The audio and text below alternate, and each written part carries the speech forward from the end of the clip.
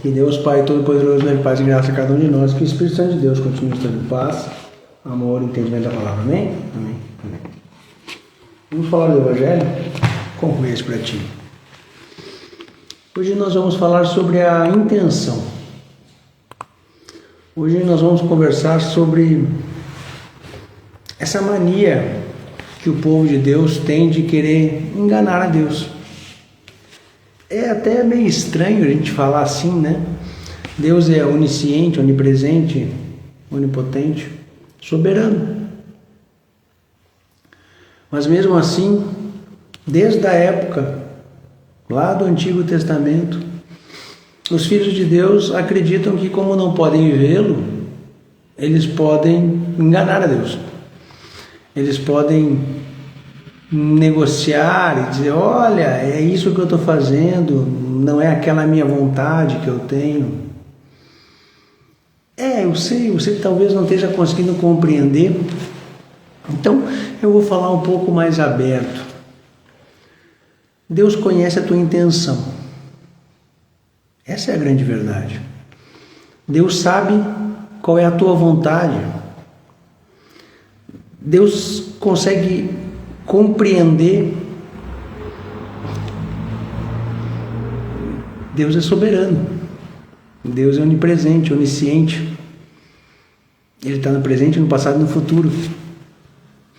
Mas os filhos de Deus, eles acreditam que eles podem negociar, barganhar, fazer de conta que, olha, eu vou fingir que eu estou fazendo o bem, mas eu vou fazer o mal. Eu vou fingir que eu sou um filho de Deus que conhece o Evangelho e segue o Evangelho. Eu vou estar aqui brincando de filho de Deus, mas na verdade. Então compreendam, meus irmãos. A primeira coisa que a gente tem que entender é que Deus fez os céus, a terra, Deus nos criou, Deus nos conhece antes mesmo da gente ser formado. Ele conhece nossas fraquezas, mas Ele também conhece as nossas maldades, as nossas espertezas, as nossas curvinhas.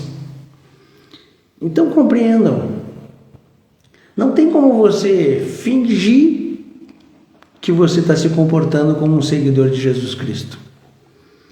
Não tem como você fingir que você está buscando o Evangelho.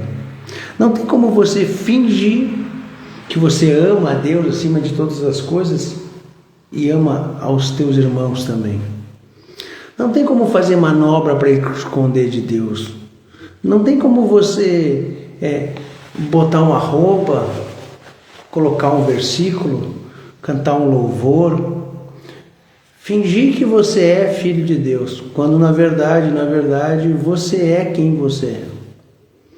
Quando a gente se descobre, quando o Espírito Santo de Deus nos revela para nós mesmos, a gente consegue entender como a gente era infantil. Paulo fala muito bem do leite e do alimento sólido. Jesus sempre tratou a todos com maturidade.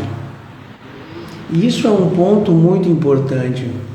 Quando a gente consegue compreender que Deus espera que a gente melhore um pouquinho por dia, que a gente seja mais maduro, que a gente assuma quem nós somos, para que logo na sequência a gente também consiga caminhar no caminho, na verdade, na vida, que a gente consiga abrir o nosso coração, receber o Espírito Santo de Deus e ser cada vez mais um verdadeiro seguidor de Jesus Cristo.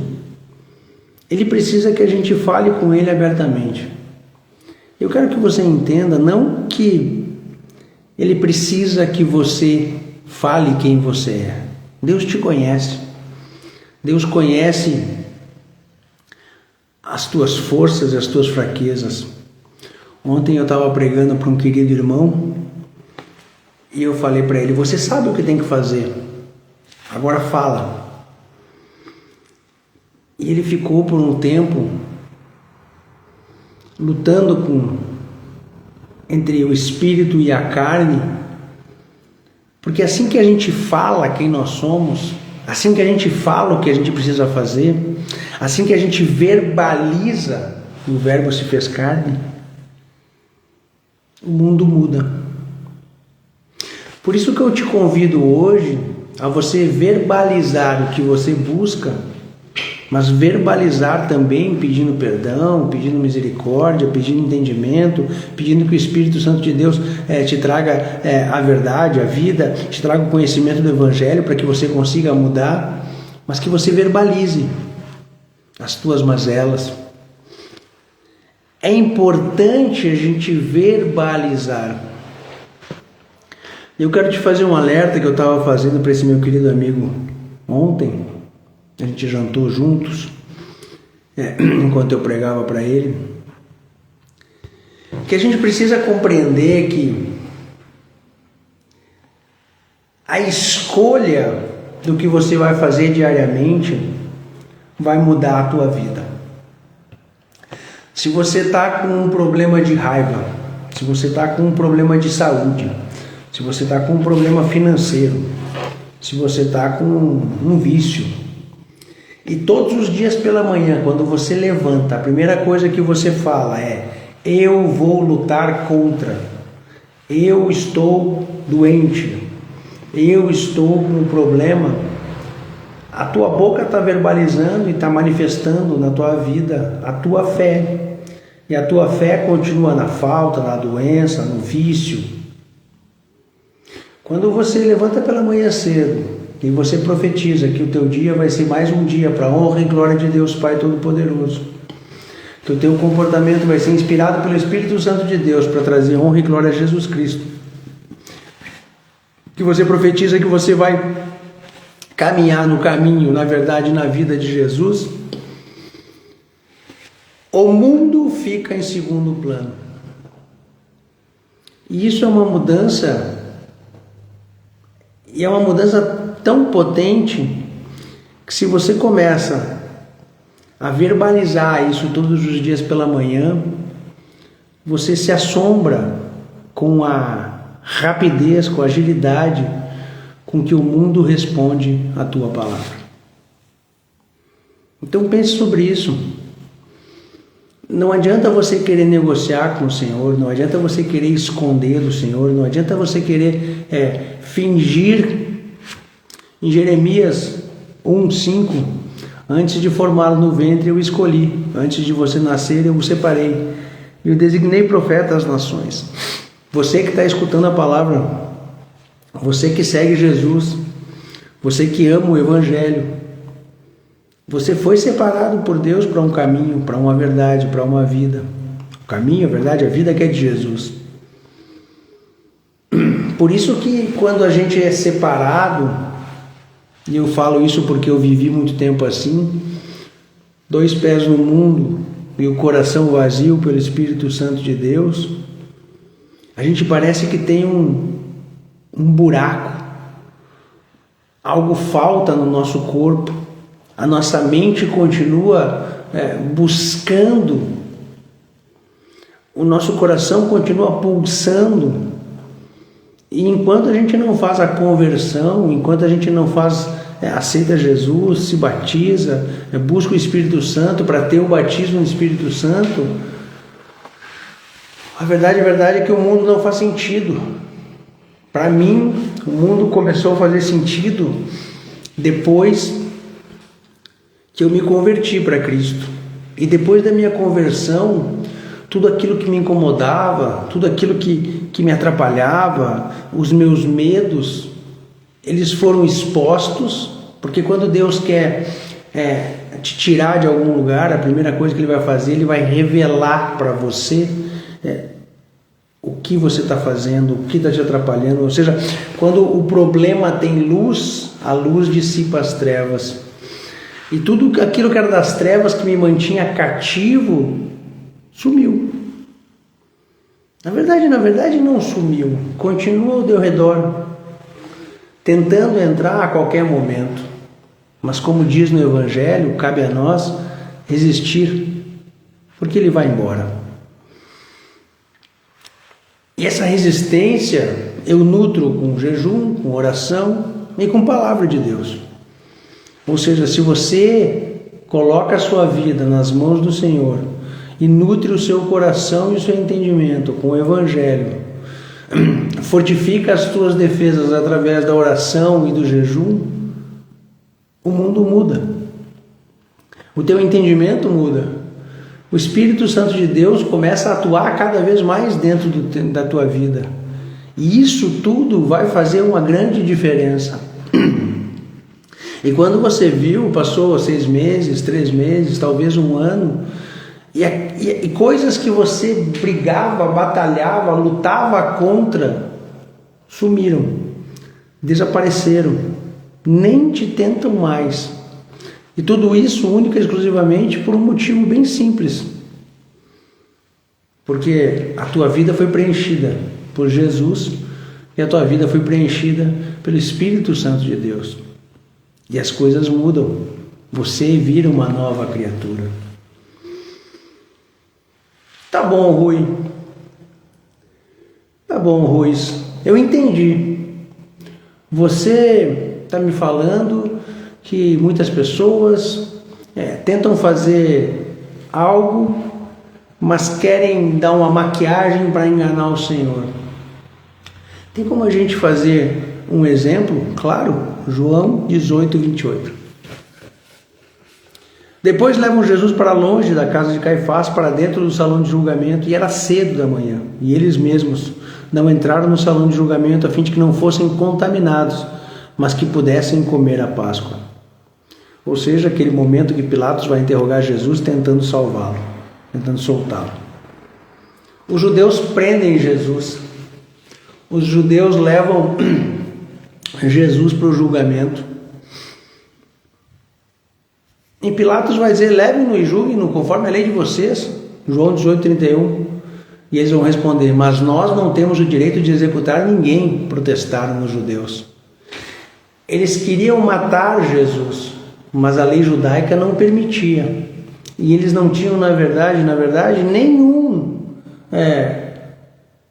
acusação, nenhuma prova, nenhum motivo para prender e matar Jesus. Mas eles macumunaram tudo isso para que os romanos fizessem o trabalho sujo no lugar deles. Agora eu pergunto para você: você realmente acha que Deus foi enganado pelos judeus? Agora eu pergunto para você: você realmente acha que os judeus conseguiram ludibriar Jesus, ludibriar Deus, ludibriar o Espírito Santo de Deus e foram limpos, ficaram imaculados ao prender e ao assassinar Jesus? Eu te respondo: é óbvio que não. É óbvio que não. Mas na cabeça deles, assim como na cabeça de muitos hoje em dia, se você fingir que está, se você jogar um joguinho, se você se vestir, usar palavras, fazer a dancinha, entre tantas outras religiosidades do evangélico, do católico, você está enganando a Deus, porque Ele conhece o teu coração. Mas como você finge que está nesse negócio, então veja, Senhor, eu não consigo me controlar em casa, eu não consigo me controlar com meu esposo ou com minha esposa, eu sou um mau empregado, eu sou um mau patrão, eu sou uma péssima pessoa na rua, mas quando eu estou na tua igreja, aí eu me visto com a roupa certa, eu ando com a Bíblia certa, eu falo as palavras corretas, eu até profetizo palavras de boas coisas para as pessoas que estão lá. E veja, quando nós marcamos de ir na rua fazer uma evangelização ou levar comida para os pobres, também vai dar tudo certo, Senhor, porque veja, eu me revisto de uma casca dourada e eu finjo que eu sou uma seguidora ou um seguidor de Jesus Cristo. Mas Jesus quer saber do teu secreto. Jesus quer saber quando você chega em casa. Jesus quer saber como você se comporta na empresa, seja sendo empregado ou seja sendo empregador. Jesus quer saber como é que você se comporta quando você passa e na margem da rua tem um samaritano que foi espancado, que foi roubado.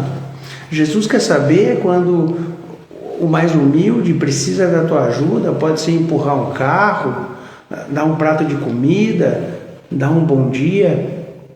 Jesus quer saber do teu dia inteiro, não do teu momento especial.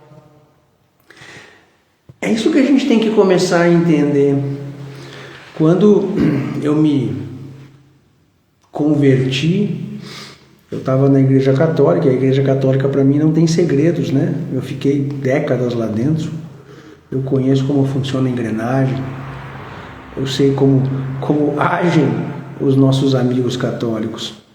E quando eu me converti, e aí eu fui congregar nas igrejas evangélicas, e eu passei por algumas antes de Deus dar autorização para que a gente abrisse a nossa, eu fiquei muito espantado, porque a Igreja Católica para mim é uma coisa que eu faço desde pequenininho. Fui batizado lá na Igreja Católica, batizado bem novinho. Então eu conheço o beabá, eu conheço a religiosidade. E não, eles não são santos, ninguém é santo, e também não são perfeitos, longe disso. Mas a inveja e a destruição das famílias que eu acompanhei e acompanho dentro da igreja evangélica é algo que me chocou. Mães que ficam décadas indo na igreja e os filhos não suportam nem pensar nisso. Mães com filhos em outras religiões. Normalmente no católico os mais velhos vão na igreja, os mais novos vão de vez em quando, mas é tudo meio morninho. Ninguém foge muito desse caminho. Agora, na igreja evangélica é um 8 ou 80, é um amor exacerbado, tipo um fanatismo, com um ódio reverberante. É óbvio que na igreja evangélica eu vi muito mais fervor, eu vi muito mais milagres, eu vi muito mais maravilhas de Deus. Eu tenho minhas opiniões sobre isso e eu não vou falar elas hoje. Mas eu vou fazer uma pergunta para você. Você já se questionou por que existem tantas famílias destruídas dentro do Evangelho?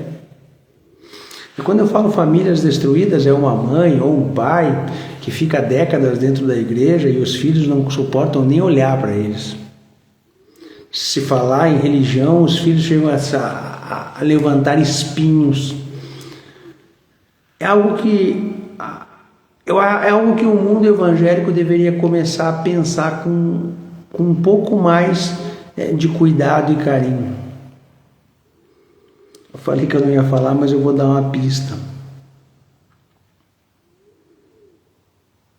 Dentro de casa a gente consegue esconder pouco. Dentro de casa as coisas elas caminham com muito mais transparência. Dentro de casa, os filhos, o esposo, a esposa, o avô, a avó, eles veem muito mais o nosso lado humano, pecador. E isso é algo que faz toda a diferença. Por isso eu trago essa reflexão aqui. Porque a casa dos justos, ela se converte. Em Hebreus 4:12, pois a palavra de Deus é viva e eficaz e mais afiada que qualquer espada de 2 gumes. Ela penetra até a ponto de dividir alma e espírito, juntas e medulas, e julga os pensamentos e as intenções do coração. Nada em toda a criação está oculto aos olhos de Deus. Tudo está descoberto e exposto diante dos olhos daquele a quem havemos de prestar contas. Em Lucas 21:18, contudo, nenhum fio do cabelo da cabeça de vocês se perderá. Por que eu digo isso para vocês, meus irmãos? Olha que palavra poderosa tem em Hebreus. Nada em toda a criação está oculta aos olhos de Deus. Tudo está descoberto e exposto diante dos olhos daquele a quem devemos prestar contas. Não tem como a gente esconder. A grande verdade é essa, não tem como a gente fingir. Eu vou terminar hoje com essa reflexão para você. Reflita, veja se você está sendo verdadeiro, você com Deus. Para Ele tanto faz. Não há nada encoberto em toda a criação. Nada em toda a criação está oculto aos olhos de Deus.